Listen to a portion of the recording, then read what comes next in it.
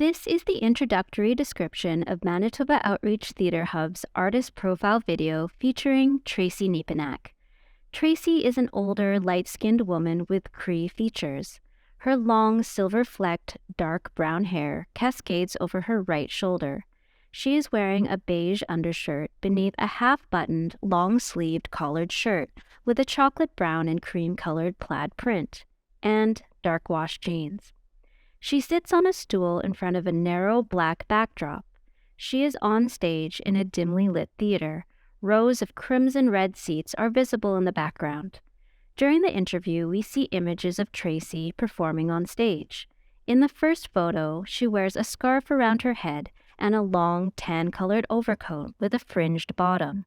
Brown feathers dangle from her shoulders, and her arms are outstretched to the sky. Next, she is seated in an empty theater. Eyes closed and chin lifted, she basks in the spotlight. In another image, she sits on the floor and leans back against the clear, square boxed frame. A woman wearing a band of red paint over her eyes cradles her head behind her. Lastly, she wears a long, flowery skirt and a loose blue blouse. She grasps a broom in both hands and looks out into the distance. As she takes her seat, Tracey steadies the stool with her left hand. My name is Tracey Nepinak. I'm from Peguis First Nation. I'm an actor, director, recently a writer. The words Manitoba Outreach Theatre Hub slides across a geometric orange and mint background. A photo appears of Tracey in a tan-colored overcoat, beside the words Tracey Nepinak, actor, director, playwright. I was raised in Winnipeg. I didn't find theater until I moved away from here. I lived in BC for a while. And I didn't know what I wanted to do with my life.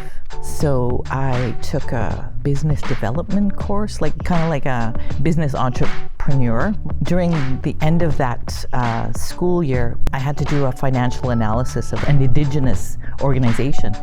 And somebody mentioned Spirit Song, Native Theatre Company. So I went down there and I asked if I could just walk around, figure out what was going on, and they gave me complete access to everything. And that's when I discovered what theater was. Business went out the window. I fell in love with theater because I didn't know anything about it. I didn't know that Indigenous people did this. When I walked into that theater, Spirit Song, we all got together in the theater, and a lot of the practices that involved in rehearsals felt really comfortable. I felt like this was a sacred space. That was one of the first things that made sense in my life.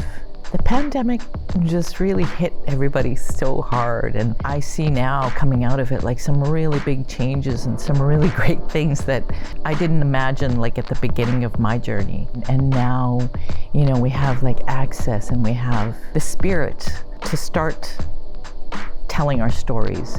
And trust is still there's still a long ways to go, and we all have a lot to learn. But I'm so excited, for my little grandson. I'm excited for their future. I actually started because I was so terribly shy that I thought I gotta force myself to get over this, and that's how I got into it. It's so worth it to walk through that door. You have to be willing to share your stories. It's scary, I think, because a lot of us mistrust what will happen to our stories. And you have to just let go of that and be brave. Tracey sits with her hands clasped in her lap. She looks directly into the camera. The green M of the Moth logo floats across a turquoise background beneath the words mothmb.com. The Moth logo appears above the following words: Moth is grateful for the generous support of the Canada Council for the Arts and the Manitoba Arts Council. Filmed on Treaty 1 territory and the homeland of the Métis Nation, Winnipeg, Manitoba.